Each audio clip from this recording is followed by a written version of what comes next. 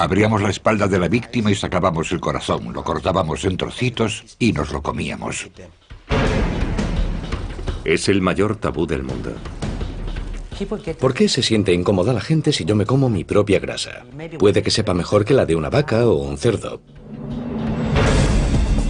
Es el tema recurrente de nuestras peores pesadillas, pero ha ocurrido una y otra vez a lo largo de la historia. Ver a alguien comerse el cadáver de otro ser humano es algo sorprendente e impactante. Y hoy en día sigue ocurriendo.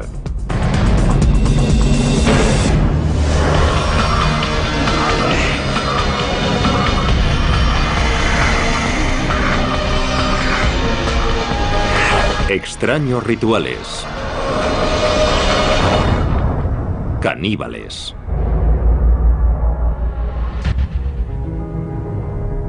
Canibalismo. Siempre ha sido la transgresión por excelencia.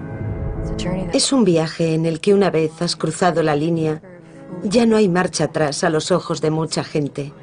Siempre hay algo peligroso en ti. Las personas que han comido a otros seres humanos siempre nos han fascinado y horrorizado. Cuando pensamos en canibalismo, nos sentimos especialmente incómodos si pensamos en un miembro de nuestra sociedad involucrado en un comportamiento caníbal. Es mucho más cómodo pensar en alguien que hace algo así en un lugar muy lejano o que lo hizo hace mucho tiempo. Pero la verdad es que el canibalismo no forma parte solo de la historia antigua. Desde las junglas de África Occidental hasta las galerías de arte del Tokio moderno, los seres humanos siguen haciendo lo impensable y consumiendo carne humana. El término caníbal se acuñó cuando Cristóbal Colón llegó a la costa noroeste de Cuba en noviembre de 1492.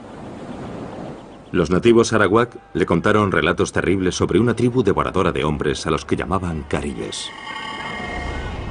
Debemos tener en cuenta que él esperaba encontrarse caníbales. Al encontrar a alguien que era salvaje e incivilizado, había muchas posibilidades de que fuese caníbal, o al menos eso se pensaba. Aunque los historiadores posteriores pusieron en duda la veracidad de esos relatos, la palabra caribe fue modificada por los españoles en canib y posteriormente en caníbal, y pronto se convirtió en el término habitual para designar a quienes se alimentan de carne humana. 3 décadas después de Colón, el conquistador español Hernán Cortés llegó a Tenochtitlán, el centro del imperio azteca. Y lo que vio allí en el templo de la Gran Pirámide pronto se convirtió en materia de leyenda. Los conquistadores describieron decenas de miles de calaveras humanas apiladas, templos por los que corría la sangre humana y que estaban llenos de cadáveres desmembrados. Cortaban los brazos, las piernas y la cabeza, y se comían los brazos y las piernas en banquetes ceremoniales. Los guerreros aztecas que conseguían más víctimas para el sacrificio ritual eran recompensados con dinero y poder. Los sacerdotes tenían el gran honor de comerse el corazón de la víctima del sacrificio. En 1996, en una Liberia destrozada por la guerra, los periodistas se encontraron cara a cara con una nueva generación de caníbales de guerra. La República de Liberia, situada en África Occidental, se hizo famosa por las terribles imágenes de los soldados menores de edad que corrían enloquecidos por su capital, Monrovia. Hay una imagen grabada, la del típico niño soldado africano con una AK-47. Pero en realidad hoy los niños son utilizados como soldados en casi 20 países en todo el mundo. En Liberia, niños de apenas 7 años fueron obligados a alistarse en unidades militares y a cometer atrocidades increíbles, incluido canibalismo. A veces los comandantes obligaban a los niños a cometer atrocidades, incluso contra miembros de su propia familia o su comunidad, para que al niño le resultase casi imposible huir y volver a casa.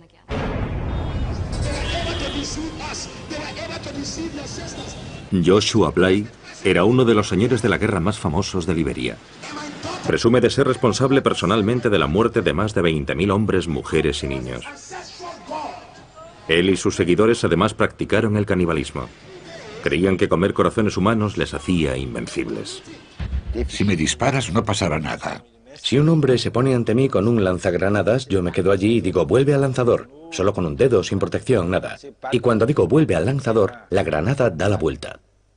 Yo sabía que nada podía matarme, esa era mi idea.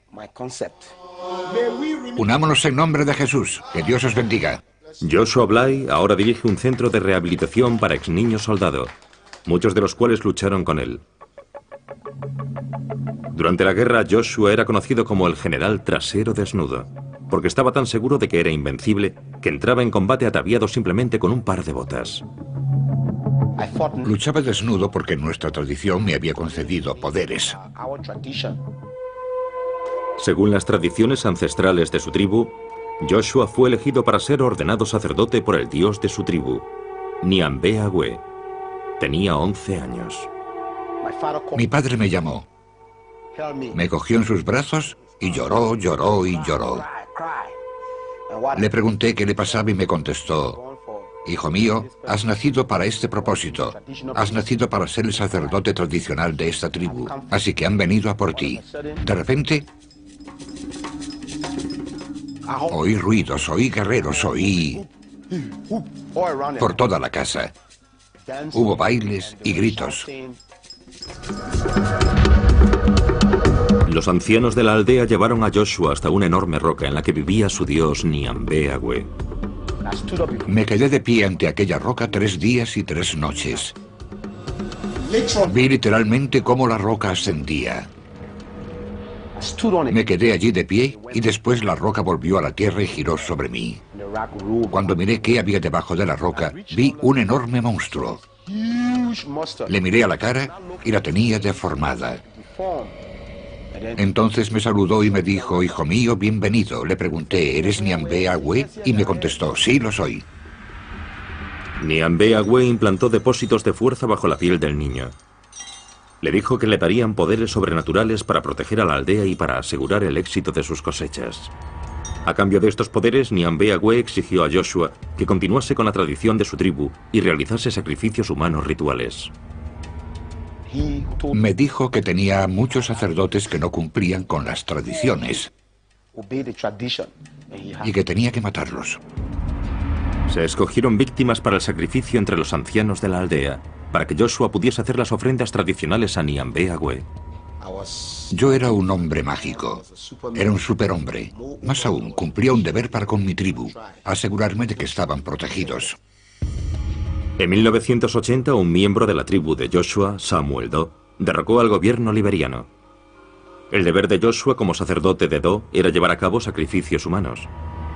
Los glóbulos blancos de las víctimas se usaban como pociones mágicas para asegurar el poder de Doe. El sargento mayor Samuel Canyon Doe era el presidente, así que inyectamos su fama en la mente de la gente, tomando estos glóbulos blancos y llevándolos a diferentes restaurantes y pagándole a los dueños de esos restaurantes para que los incluyesen en el menú. Así, todos los que comían en ese comedor automáticamente temían al presidente Doe. Cuando Samuel Doe fue asesinado en 1990, Joshua Bly se nombró a sí mismo general trasero desnudo y tomó el mando de una unidad de niño soldado. Fue el comienzo de los 6 años del reinado de terror de Joshua, convertido en uno de los más sangrientos señores de la guerra de Liberia. El sacerdote liberiano Joshua Bly cambió su nombre por el de general trasero desnudo cuando asumió el mando de un grupo de soldados en la guerra civil de Liberia. Pasé de ser un sacerdote a ser un guerrero tradicional. En aquella época yo tenía 14 años. Cuando conocí a Trasero Desnudo éramos 28 soldados jóvenes. Como la mayoría de los niños soldados, Sarti Bropley no decidió libremente ir a la guerra. Mi padre fue asesinado por los soldados rebeldes. Y mi madre estaba sola. Mis hermanos y hermanas eran niños. Y en aquella época, si no eras soldado, no podías salir a trabajar ni conseguir comida para tus padres, que acababan muriendo de hambre. Así fue como me metí en la guerra. Como guerrero tradicional, Joshua empleó el sacrificio humano y el canibalismo ritual para otorgar poder y proteger a sus jóvenes soldados. Nos dijo que debíamos bañarnos en sangre y beberla. Yo le dije que no podía bañarme en sangre, ni por supuesto bebérmela, que no lo había hecho nunca. Y me dijo que eso me haría poderoso si quería seguir con él, y que era la única forma de que las balas no me alcanzasen. Así que me dio su sangre. Cuando bebí aquella sangre empecé a sentirme mal, quería vomitar. Joshua disparó un arma para distraer al joven Sarti de sus náuseas. Disparó una bala al aire y me hizo valiente. Cada vez que oigo un disparo me vuelvo valiente. Y después me preguntó: ¿cómo te sientes? Le contesté que cuando disparaba mi corazón latía y que me sentía valiente, que quería luchar, y se echó a reír. Los hombres de Joshua realizaban sacrificios humanos rituales antes de cada batalla para aumentar sus poderes y ser invencibles. Es como un toquecito al poder que ya tienes. Había que activarlo para luchar. Todo el mundo tenía un día en el que debía hacer un sacrificio humano. Llegó mi momento. Me dijo, hoy sacarás tú el corazón. Abríamos la espalda de la víctima y sacábamos el corazón, lo cortábamos en trocitos y nos lo comíamos. Si éramos 15 hombres, hacíamos 15 trozos y nos los repartíamos. Y él cogía el más grande, se lo comía, y después nos daba a los demás y todos comíamos. Y bebíamos sangre y nos bañábamos con ella. Así que yo empecé a acostumbrarme. Se convirtió en una parte de mí. Entonces, cada vez que teníamos un ataque, y era un ataque importante, antes de combatir, hacíamos un sacrificio. Y si teníamos 10 ataques el mismo día, comíamos 10 corazones el mismo día. Los soldados de Joshua también mataban y se comían a sus enemigos tras la victoria. Dicen que si una persona es un guerrero, si es espiritualmente poderoso, cuando lo matas consigue su poder. Si un enemigo fuma, no nos comemos su corazón, no sirve. Los relatos de los poderes mágicos de Joshua infundían miedo a sus enemigos. Cuando yo grito, todos los que están a mi alrededor quedan hipnotizados. Cuando despierto, abro las manos y grito. Nos dispersamos porque era muy poderoso. Trasero Desnudo llegó al frente cantando una canción tribal. Tenía un hacha en la mano y yo me sentí débil. Muchas personas declararon que Joshua era capaz de hacerse invisible a voluntad. Cuando el fuego es muy intenso, a veces desaparece. Si me disparas no pasa nada, puedo desaparecer. ¿Se volvió invisible? Sí, por supuesto. En 1996, los 6 años de campaña de canibalismo y asesinato de Joshua llegaron a su fin cuando se convirtió al cristianismo. ¡Alabado sea el Señor! Actualmente Joshua está siendo investigado por crímenes de guerra por la Comisión para la Verdad y la Reconciliación de Liberia. Mis ojos se abrieron cuando me convertí al cristianismo y descubrí que Nyambea-Gwe era un fraude. He encontrado un poder mejor. Y ese poder es el nombre de Jesús. Y ese poder está en la sangre de Jesús. Jesús tomó el control de mi vida desde 1996. Les dije a los otros, mirad, yo era uno de los vuestros y he encontrado un poder mejor. Y no nos cansamos de repetir cuánto lamentamos haber causado tanto mal a esta nación. Alabado sea el Señor. Cuando Trasero Desnudo se marchó, yo me uní al grupo de operaciones especiales. Allí fumaban droga. Y si no fumas droga, no puedes hacer lo mismo que ellos. Y me encontré en el gueto.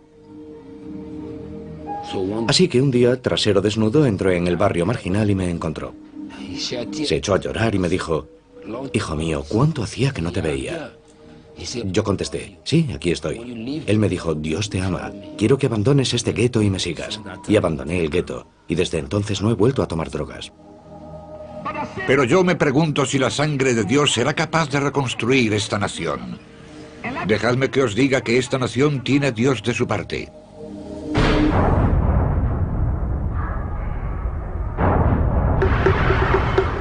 A lo largo de la historia, el canibalismo y la religión a menudo han ido de la mano. En las islas Trobriand, las familias comían a sus seres queridos fallecidos en señal de respeto. El consumo de ciertas partes del cuerpo humano en el marco de determinados rituales funerarios está considerado una forma de compartir el destino de una persona a la que estás muy unido. La filosofía subyacente es muy sublime. En realidad es muy profunda y hermosa en muchos sentidos. La idea del canibalismo se encuentra incluso en la base del ritual de comunión cristiano. Esta es mi sangre.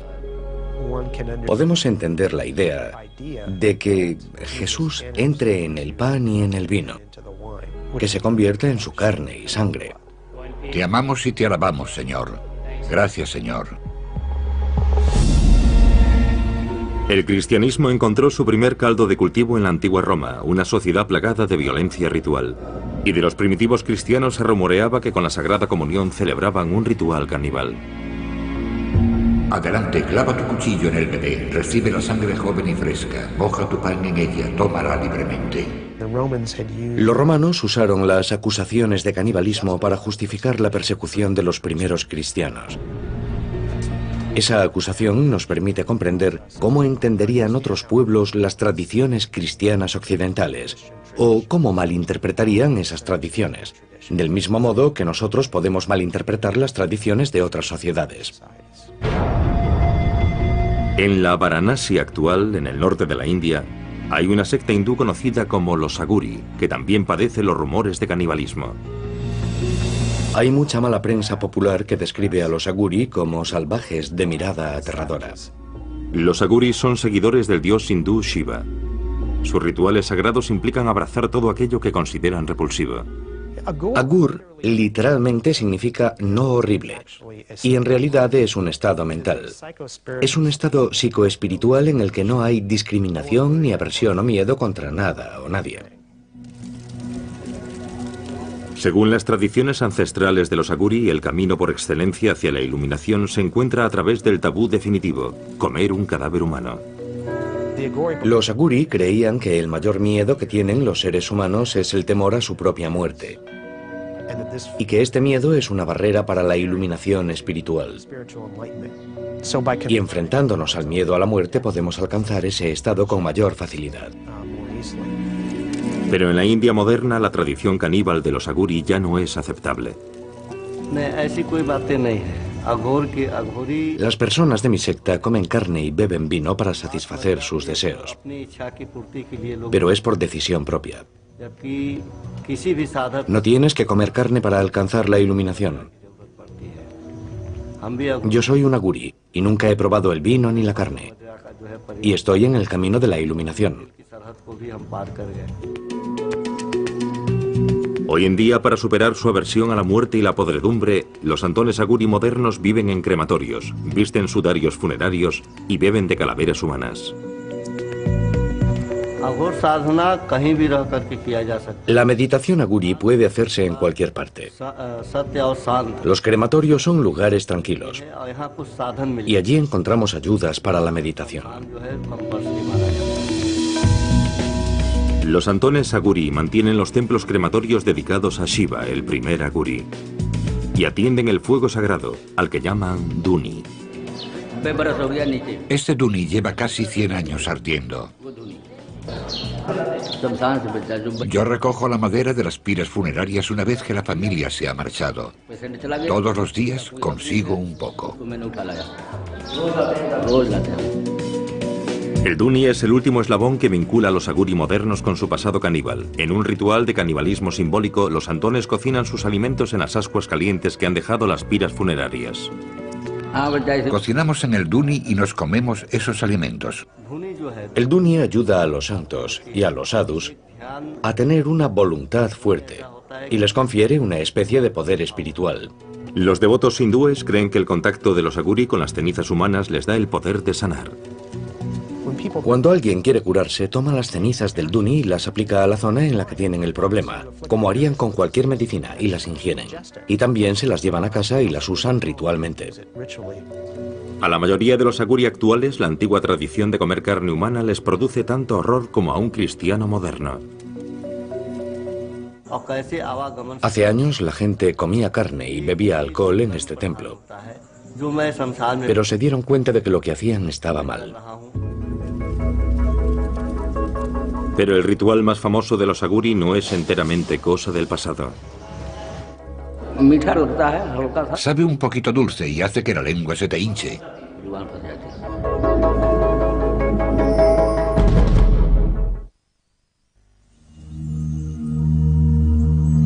En el pasado, una antigua secta hindú conocida como los Aguri seguía una tradición de canibalismo como camino hacia la iluminación espiritual. Aunque la mayoría de los Aguri ya no practican este rito, el cineasta Sandeep Singh contactó con un santón que está a punto de llevar a cabo el ritual más sagrado de la secta y de consumir carne humana. Es un ritual secreto que se hace en aislamiento, porque en la India el canibalismo está prohibido. La gente no lo aceptaría. Sandip contactó con un grupo de monjes tradicionales aguri que viven en las afueras de Varanasi e intentó convencerlos para que le permitiesen grabar sus rituales secretos. Cuando hice mi película sobre los aguri, la secta más polémica de santones indios, por pura curiosidad, fue muy duro. Tardé casi un año en convencer a los aguri y otro año en encontrar a un aguri que fuese a practicar el canibalismo. Según la tradición ancestral aguri, solo es necesario consumir carne de un cadáver 1 o 2 veces en la vida como acto de purificación extrema. El santón de Sandip vivía a orillas del Ganges, río abajo desde Varanasi, la ciudad más sagrada para los hindúes. Dicen que el señor Shiva separó a Kashi, Varanasi, del cosmos. Por eso, si alguien muere en Kashi, se librará de la carga de sus pecados y obtendrá el moksha, que se podría traducir como la liberación, la salvación. Los hindúes acuden desde todos los rincones del mundo hasta Varanasi para incinerar a sus seres queridos a orillas del río sagrado. Primero el cadáver se sumerge en el sagrado Ganges para purificarlo, después se hace la pira con madera. A continuación se coloca el cuerpo sobre la pira. Después el cuerpo se convierte en cenizas y las cenizas son ofrecidas al Ganges. Ser quemado aquí y que sus cenizas sean arrojadas al Ganges es el mejor final que un hindú puede desear para su vida. Pero no todos los cadáveres se creman. Hay 5 tipos de personas que no se queman una vez que han muerto. Son los santones, las mujeres solteras, las mujeres embarazadas, los niños pequeños y personas que han muerto por la mordedura de una serpiente o de lepra. No han tenido una vida completa, así que no se queman. No son ofrecidos al fuego, sino que son entregados al Ganges como ofrenda. Los monjes aguri de Sandip esperaron día tras día a orillas del Ganges a que apareciese uno de esos cadáveres. Esperamos 3 meses y medio, 90 días, a que los aguri encontrasen un cadáver. Encontraron un cadáver flotando en el Ganges y lo sacaron del río. Y lo llevaron al lugar en el que rezan sus oraciones. Primero le ofreció flores al cadáver. Después lo lavó con agua del Ganges. Después se sentó sobre el cadáver para meditar. Y por último, cortó una parte del cadáver, de la zona del brazo, y empezó a comer.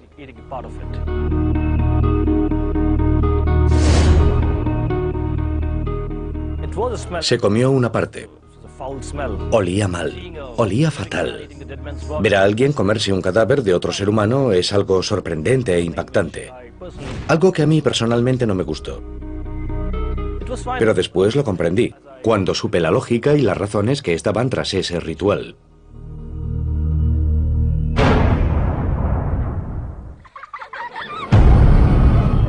El miedo a ser comido es algo que casi todos los niños conocen. Gracias a cuentos infantiles como el de Hansel y Gretel. Os aplastaré y os comeré. O Juanito y las habas mágicas. Los cuentos de hadas medievales están llenos de caníbales.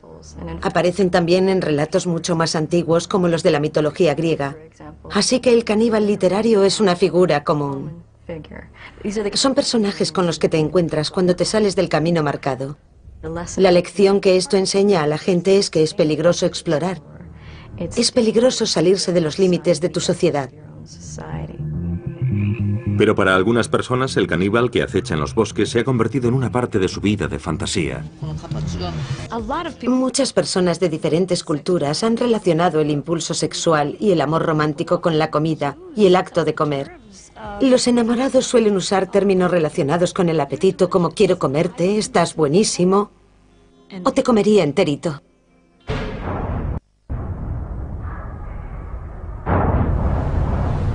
El deseo sexual siempre ha sido uno de los impulsos más fuertes de la humanidad y ha llevado a muchas personas a descubrir las partes más oscuras de su imaginación. Sí, cuando me gusta alguien, quiero ver a esa persona lo máximo posible y olerla, besarla, lamer su piel. Y siguiendo esa línea, para mí es muy natural desear comer su carne. En París, en 1981, Issei Sagawa hizo realidad sus fantasías caníbales cuando mató y se comió a una compañera de clase, Renée Hartebel. Disparó a René en la nuca con un rifle del calibre 22 cuando ella rechazó sus proposiciones. Después procedió a desmembrar e ingerir partes de su cuerpo. 2 días después, cuando intentaba deshacerse de su cadáver mutilado en un parque, fue detenido por la policía francesa. Los tribunales franceses le declararon incapacitado mentalmente y hoy vive en Tokio y es un hombre libre.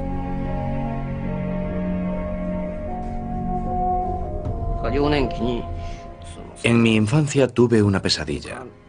Mis padres servían a mi hermano pequeño en una olla y se lo comían.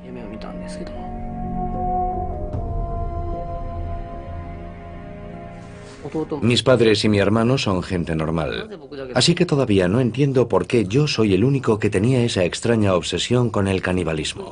No lo entiendo. Y me gustaría averiguarlo antes de morir.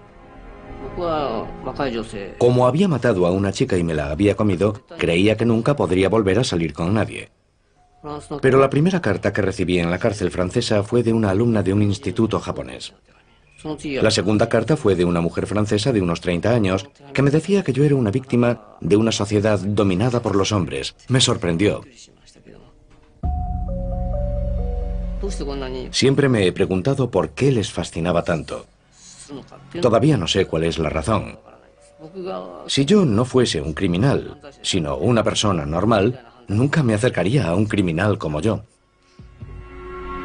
Issei ha sido protagonista de programas de televisión, reportajes de prensa, páginas web y canciones de rock. Pero a pesar de la fascinación de la opinión pública con su crimen, en su vida diaria Issei es tratado como un proscrito. Incluso en mi propio barrio, cuando la gente se entera de quién soy, me ignoran completamente si los saludo por la calle. Es un odio total. Sé que es algo natural, pero sigue siendo duro. Por supuesto, antes de pensar en mi vida, debo pensar en René y en su familia. Ellos sufren un dolor terrible. Si yo me encontrase en su lugar, si mi hija hubiera sido devorada por un hombre pequeño y de cara amarilla, creo que realmente no podría soportarlo. Incapaz de encontrar trabajo, Issei dedica sus días a explorar su obsesión por el cuerpo femenino en sus dibujos y pinturas. Desde muy joven, siempre me he sentido atraído por las mujeres occidentales. Y todo comenzó con Grace Kelly. Empecé a comer por las nalgas, así que estoy obsesionado con las nalgas. Vi una foto como esta y no pude resistirme a dibujarla. Prefiero las nalgas a los pechos, pero estos me parecieron bonitos, así que los dibujé. A la hora de comer, los pechos son todo grasa y realmente no son comestibles. Esta es la señorita Aya Ueto. Es muy popular últimamente. No solo quiero comérmela, sino que creo que es una actriz con muchísimo talento. Y todavía es joven. Más de 20 años después de que su crimen conmoviese al mundo, Issei se ha hecho famoso entre un público completamente nuevo, a través de una exposición en una galería de arte. Este es un momento feliz. Toda esta gente es muy joven y además hay mujeres guapas. El caníbal Issei Sagawa es rechazado por la mayoría de la sociedad japonesa, pero esta noche su fama le ha permitido escapar momentáneamente de su aislamiento. Una pequeña exposición en una galería de arte local. Yo tenía 20 años cuando leí el famoso libro Cartas de Sagawa. Sinceramente no sabía nada más sobre él. No tenía ni idea de a qué se había dedicado desde entonces. No sabía que pintaba. Están todas desnudas. No debería enseñárselos a mujeres. Son maravillosos. Le he hecho algunas preguntas y su forma de hablar es encantadora. En cierta medida he quedado satisfecha. El incidente me tocó muy de cerca. Yo no quería comerme a nadie, pero tengo secretos que no puedo contarle a nadie. Y estoy de acuerdo con él en que todos queremos compartir esos secretos. Esas partes que ha dibujado son partes blandas del cuerpo humano. Estoy seguro de que esa es su obsesión y por eso las ha dibujado. Estos cuerpos a mí me parecen japoneses, pero esa cara es occidental. Me pregunto, ¿qué es lo que le gustará ahora? Este es un momento feliz. Vivo solo, pero toda esta gente es muy joven. Y además hay mujeres muy guapas. Es muy divertido. Esto me recuerda las ganas que tenía de divertirme así. Cuando estás solo no haces más que pensar. Vivir solo me vuelve loco, aunque ya estoy loco, la verdad. Pero ahí fuera hace frío y estoy solo.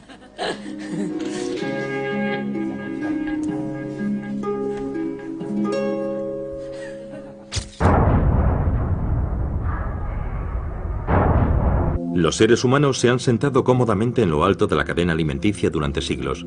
Así que es natural que uno de los mayores tabúes que rodean al canibalismo sea nuestro miedo a convertirnos en una fuente de alimento.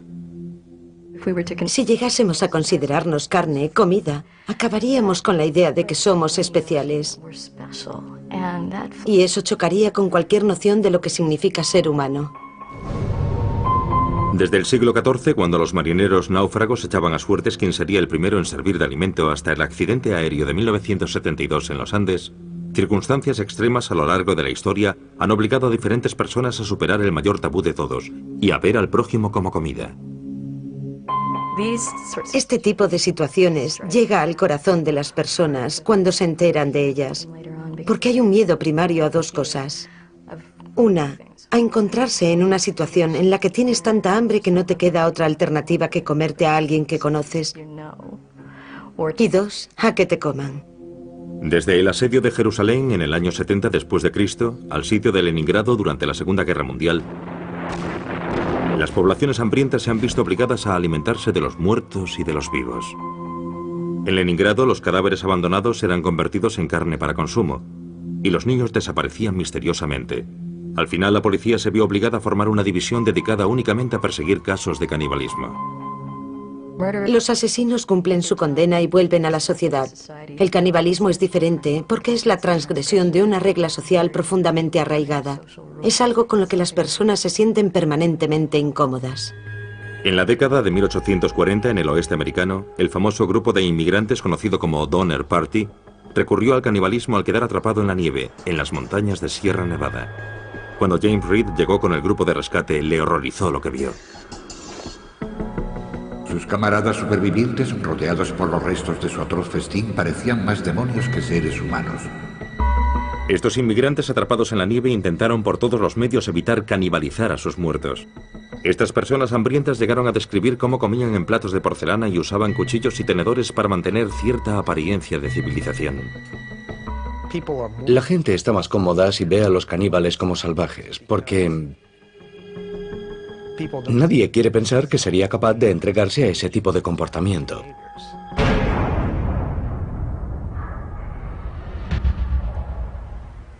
En Copenhague, Dinamarca, muy lejos de las junglas de nuestra imaginación, el artista danés Marco Evaristi ha creado una obra de arte que explora el tabú de los humanos como comida. El arte hoy es una especie de experimento científico, especialmente si mis obras hacen pensar. Marco ha utilizado más de una vez tácticas escandalosas para atraer la atención hacia el mensaje que se oculta tras su arte. Para su trabajo más reciente, Marco se ha hecho una liposucción y ha usado su grasa para hacer albóndigas.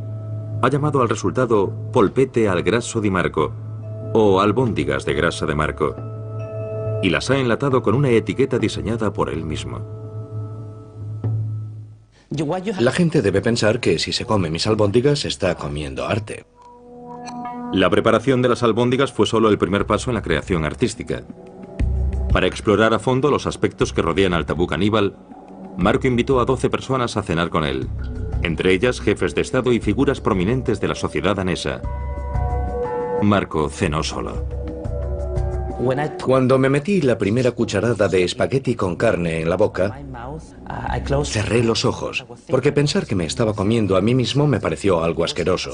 Fue solo un segundo, pero fue un segundo de reflexión sobre la moralidad y los valores éticos que tengo como ser humano. Lo curioso es que no sabe diferente de otras albóndigas. Todo está en tu mente. Nada más. Es solo un problema de tu mente. Nada más que eso. Marco quería saber si otras personas compartían su opinión sobre el canibalismo. Así que decidió organizar otra cena con sus albóndigas en el menú. Prepararé albóndigas con grasa animal. Ya. Y albóndigas con mi propia grasa. Vale. Marco ha invitado a 12 amigos del mundo artístico a cenar con él esta noche. ¿Pero habrá alguno lo bastante valiente para acudir? El artista danés Marco Evaristi conmocionó al mundo del arte cuando desafió el tabú del canibalismo con una obra de arte conceptual. Se hizo una liposucción para retirarse grasa y la usó para hacer albóndigas. Esta noche completa su obra de arte organizando una cena en la que él mismo es el plato principal del menú. Creo que todo se debe a la moralidad y a los valores éticos. ¿Por qué se siente incómoda la gente si yo me como mi propia grasa? Puede que sepa mejor que la de una vaca o un cerdo. Marco preparará 2 platos de albóndigas diferentes para que sus invitados puedan decidir si quieren convertirse en caníbales o no. Lo curioso es que ahora mismo estoy tocando la carne real, sin mi grasa, y no siento nada. Es como un objeto muerto. Pero si me acerco aquí, es diferente. No sé por qué. En realidad es lo mismo. Pero es mi conciencia. Mi adoctrinamiento sobre la carne humana o sobre la grasa humana. Bueno, le pondré más ingredientes porque voy a vomitar.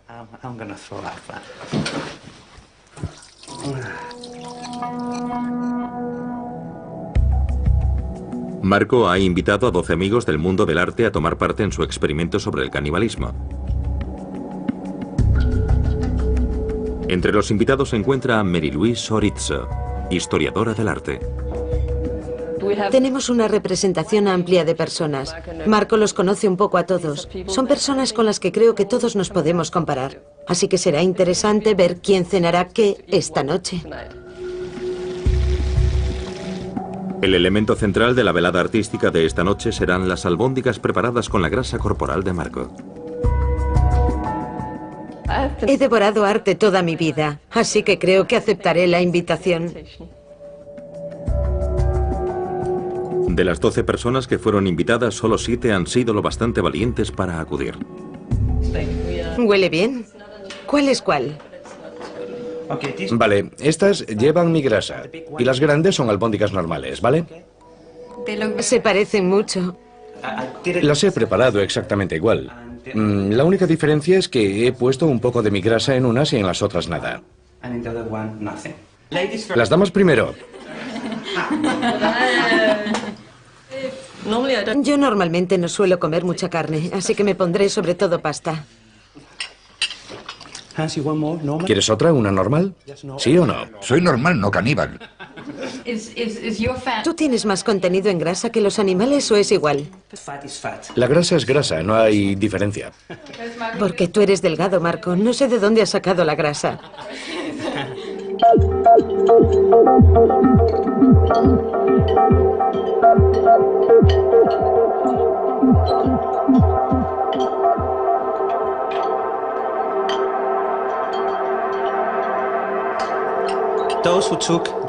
Los que habéis tomado albóndigas con mi grasa deberíais probar una de las otras e intentar explicar la diferencia que hay entre ellas. Creo que es un buen experimento. ¿Notáis la diferencia? ¿Sí? Yo no. Yo creo que esta tiene más sabor que la otra. Tal vez es porque fumas. Al final, solo 4 de los amigos de Marco decidieron convertirse en caníbales. Sabe diferente. Seguro. Si piensas en todo lo que comes cada día, vacas, cerdos y pollos, no puede ser tan horrible. Antes de venir tenía clarísimo que no comería su grasa porque me parecía un asco. Pero cambié de opinión cuando vi la comida. Porque el aspecto que tiene la comida es muy importante. Quiero decir que también comemos con los ojos. No se trata del sabor, no se trata de lo que ha pasado aquí, sino de lo que la gente piense de esto. Y no es como si fuésemos a comernos su pierna o a matarlo para comérnoslo. Solo es material sobrante que ha eliminado de su cuerpo, así que no tengo ningún problema al respecto. Sabe a albóndiga normal. Para los demás, la idea de ingerir carne humana se convirtió en un tabú insuperable. Antes de venir aquí pensé, yo no soy caníbal, no puedo comer esto. Es un asco ya solo la idea de pensarlo. Yo no quería hacerlo. Por supuesto podría comérmela, pero no me gusta la idea de comerme a otra persona. No, nunca lo haría.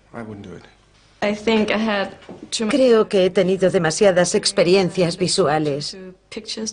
Hoy he visto demasiadas fotos de liposucciones y esa es la imagen que me ha venido a la mente. En condiciones extremas lo haría, pero aquí puedo elegir y creo que se lo dejaré a los demás. Hablamos de diferencias culturales, de si alguien debería comer algo o no debería comerlo para sobrevivir, y sobre arte. Creo que con esto la gente pensará un poco más, y la próxima vez que vayan al supermercado quizás sean más conscientes de lo que se llevan del supermercado.